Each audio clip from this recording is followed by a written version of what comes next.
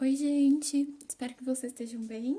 Hoje vamos avançar um pouco nos nossos estudos de elétrica. A gente vai começar o estudo de eletrodinâmica. Então, até agora, tudo que a gente estava falando é classificado como eletrostática. Significa cargas paradas, né? Não se mexendo tanto assim. Aqui a gente vai começar a analisar um movimento mais contínuo, né, dos elétrons e, no geral, dos elétrons. Então, por isso é chamado de eletrodinâmica. E a primeira coisa que a gente vai estudar aqui, que é a base de toda a eletrodinâmica, é o conceito de corrente elétrica. Então, basicamente, o que é uma corrente elétrica? A gente pode dizer que corrente elétrica é um movimento ordenado dos elétrons livres. O que isso significa? Então, imagina o seguinte: imagina que a gente tenha um fio. Se a gente conseguisse enxergar e desse um super zoom ali, o que teoricamente não é possível, mas vamos imaginar que seja. Então, a gente dá um super zoom num fio. A gente vai ver que lá tem vários elétrons, como ele é um metal, tem muitos elétrons livres, que são elétrons que não estão tão presos no núcleo, né? E eles estão bagunçados, eles estão desordenados, eles não ficam parados, mas o movimento deles é desorganizado, diríamos assim. Aí, se a gente pega esse fio e liga nos terminais de uma bateria ou de uma pilha ou de qualquer coisa que gere uma diferença de potencial, lembram da diferença de potencial? O que vai acontecer? Então vamos imaginar, ó, aqui tem o fio, aí eu liguei também nos terminais de uma lâmpada e aí liguei a outra parte do fio no negativo da pilha. Então tem uma parte do fio ligado no negativo e uma parte do fio ligado no positivo. Isso impõe que exista uma diferença de potencial. O que a gente pode imaginar que acontece? Então, imagina que eu peguei esse pedacinho de fio, dei um super zoom, tô vendo elétronzinhos aqui. Elétrons, a gente sabe que tem carga negativa. Então, se eles têm carga negativa, a gente pode imaginar que eles vão ser repelidos pelo polo negativo da bateria ou da pilha. Então, eles vão querer ir para longe. Então, eles vão se mexer ordenadamente contrário. Então, eles vão fazer este caminho aqui, certo? Só que esse movimento ordenado é a corrente elétrica, porém, o sentido que a gente chama de convencional da corrente elétrica é contrário ao movimento dos elétrons, porque basicamente vai ser o sentido do campo elétrico que existe ali. Lembrando que quando a gente tem carga negativa, o movimento, né, a força que existe, vai ser no sentido contrário do campo. Então, os elétrons vão para lá, significa que o campo está para cá. E o sentido da corrente elétrica vai ser o mesmo sentido do campo elétrico. Tudo bem, se você não lembra nada de diferença de potencial, de campo elétrico, é só você voltar nos vídeos. Agora eu sei colocar o um negocinho aqui, no cantinho, para vocês clicarem e voltarem. Tô muito tecnológica. Enfim. Então, como é que a gente vai medir essa corrente elétrica? Imagina que a gente consegue colocar um detector, alguma coisa assim, aqui, pegando uma parte do fio. Imagina que o fio tá atravessando aqui, eu pus um negocinho cortando ele assim no meio. Então eu vou analisar uma seção transversal desse fio, que basicamente é a parte do fio que tá passando pelo meu detector.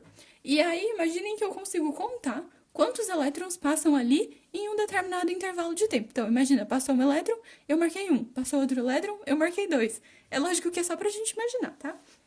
E se eu sei a carga que tem cada elétron, que é aquela chamada carga elementar, eu vou conseguir calcular quanto de carga passou ali em um determinado intervalo de tempo. E basicamente isso é a corrente elétrica. Então, a corrente elétrica vai ser medida em ampere, que significa coulomb por segundo. Então, se eu falar assim, ó, existe uma corrente de 5 ampere. Isso significa que a cada segundo passaram por ali 5 coulomb. Tudo bem? E aí, um outro jeito de escrever essa formulinha para ficar um pouco mais sonoro para os nossos ouvidos é multiplicando isso em x. Então, eu passo o t multiplicando o i e isolo o q, porque eu vou multiplicar ele com 1, né? Aqui embaixo tem 1. Então, fica kit. Q igual a i vezes t. Carga igual a corrente vezes tempo. Tudo bem? Então, isso é um jeito muito legal de vocês lembrarem, de vocês guardarem. Recomendo que, se vocês forem escolher uma fórmula só da sala para guardar, escolham essa daqui. Tá bom? Que é o kit. Só que o kit só vai valer para quando a corrente for constante. Então, quando a corrente tiver um valor só, sempre o mesmo valor, a gente pode usar essa fórmula aqui.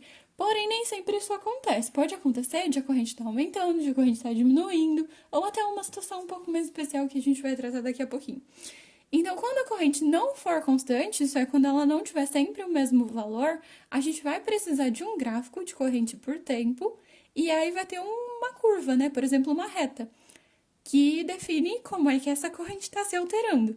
Então, por exemplo, se a gente tiver uma reta crescente aqui, a gente vai pegar sempre a área embaixo dessa curva, poderia ser a curva que fosse, a gente ia pegar a área embaixo, e a quantidade de carga que atravessou aquela área transversal analisada vai ser equivalente, né? Vai ser numericamente igual à área. Então, a carga é numericamente igual à área. Então, nessa situação em que a gente tem uma reta, essa área aqui é um trapézio, né? Se a gente virar assim, fica mais fácil de vocês enxergarem um trapézio. Tudo bem? Uma coisa que vocês têm que tomar cuidado. Às vezes vai aparecer a unidade de miliampere vezes hora, miliampere hora. Vocês se deparam com ela em diversas situações. Por exemplo, quando vocês vão comprar um carregador de bateria daquele de levar para os lugares, carregador portátil, sabe? O preço dele varia conforme o miliampere hora que tem ali. O que significa isso? Vamos entender. Por que é mais caro quando tem mais miliampere hora? Miliampere é uma unidade de medida de corrente. Lembrando que o milli é o prefixo que significa 1000 vezes menor. Se você não lembrar prefixos, também tem aula sobre isso. Olha que emoção. Então, milli é 10 elevado a menos 3 ampere. E a hora é uma unidade de medida de tempo. Então, se a gente tem miliampere vezes hora, a gente tem uma corrente multiplicada por um tempo. Então, basicamente, miliampere hora é um outro jeito de medir carga. Se fosse ampere vezes segundo, ampere vezes segundo, a gente teria coulomb. Então, se tivesse tudo no sistema internacional, que são essas unidades que a gente colocou aqui, isso seria coulomb, isso seria ampere, isso seria segundo. Porém, se isso está em miliampere e isso está em hora, a unidade de medida da carga é miliampere hora. Então, isso é uma carga. Então, por que é mais caro o carregador que vem mais miliampere hora? Porque ele tem mais carga, ele vai conseguir carregar o seu celular mais vezes. Por isso que ele é mais caro, faz todo sentido, né? E aí, como eu transformaria isso para coulomb? Então, é só pegar o miliampere e transformar em ampere, pegar a hora e transformar em segundo. Lembrando que cada hora tem 3.600 segundos, porque cada hora tem 60 minutos e cada minuto tem 60 segundos. E aí, você vai ter, então, 3.600 vezes 10 elevado a menos 3, que dá 3,6, né? Então, 1 miliampere hora é 3,6 ampere vezes segundo, que é a mesma coisa que coulomb, certo? Outra coisa importante para vocês pensarem é em que situação a minha lampadinha vai acender. Então, quando que ela acende? Basicamente, a gente precisa de duas condições para que ela acenda. Para que tenha corrente elétrica, ela vai acender. Então, ela vai acender se tiver corrente. E para ter corrente, a gente precisa, primeiro, de diferença de potencial.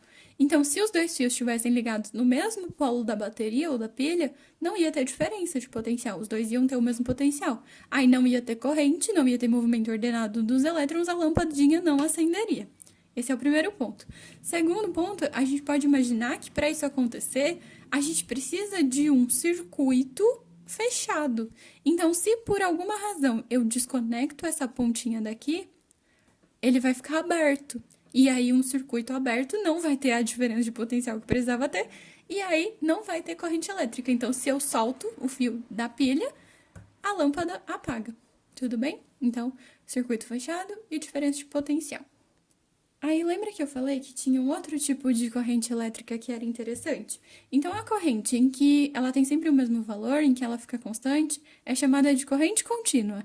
E ela existe, por exemplo, em pilhas. Pilha normal, que você coloca, tipo, controle remoto.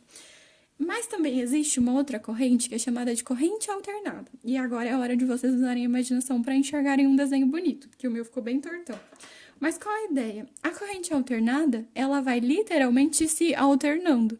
Então, ela, por exemplo, começa com valor zero. Aí, conforme passa o tempo, ela vai aumentando até um certo valor, sei lá, 5 ampere. E aí, ela vai diminuindo até chegar nesse mesmo valor negativo. Então, por exemplo, menos 5 ampere. Então, ela passa pelo zero. E aí, o que significa esse sinal negativo? Significa que primeiro ela estava indo para lá, e aí depois ela inverteu e começou a ir para o outro lado. Então, o sinal negativo basicamente significa o sentido oposto. Então, ela está indo para um lado e aumentando. Ela chega num ponto máximo, começa a diminuir, chega no zero. E daí ela começa a ir para o outro lado e aumentando. daí ela começa a diminuir de valor, né, em módulo, mas a gente poderia pensar aumentando, enfim. E aí ela fica oscilando seguindo um certo padrão. Então ela vai ter uma determinada frequência, porque ela está oscilando periodicamente. O que significa periodicamente? Quer dizer que tem um período de tempo para que isso se repita. E o que é o período? O período é o tempo que demora para que esse padrão se repita. Então qual que é o padrão? Ela, nessa situação, ela sai do zero, sobe, desce e volta para o zero. Aí aqui começou outro, então sobe, desce, se eu tivesse continuado o gráfico, ela ia voltar para o zero.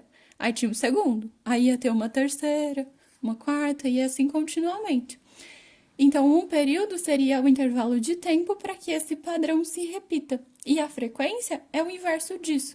Então, por exemplo, se demora 2 segundos para esse padrão se repetir, o período é 2 segundos. E qual é a frequência? A frequência é o inverso. Então, 1 dividido por 2 dá 0,5.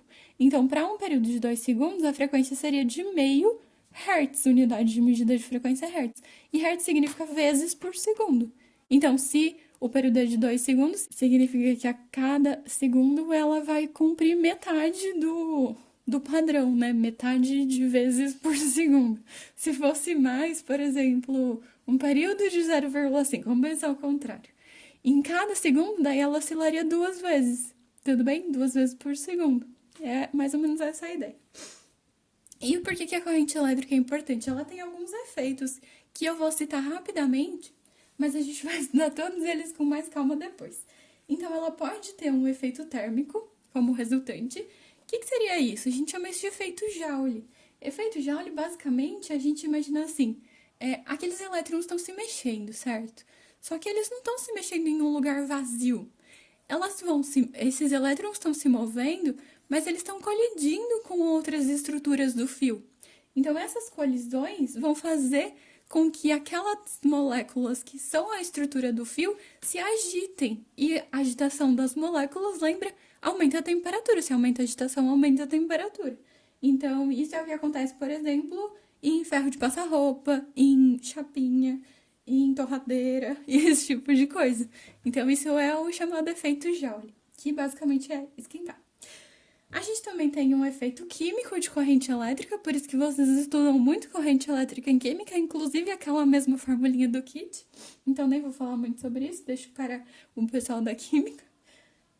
Também tem o efeito luminoso, então, por exemplo, em lâmpadas de plasma, eu posso filmar aqui daqui a alguns minutinhos e mostro para vocês, mas a corrente elétrica é responsável por ionizar um gás, por exemplo. E daí, com essa ionização, ele emite luz. Vou mostrar, peraí.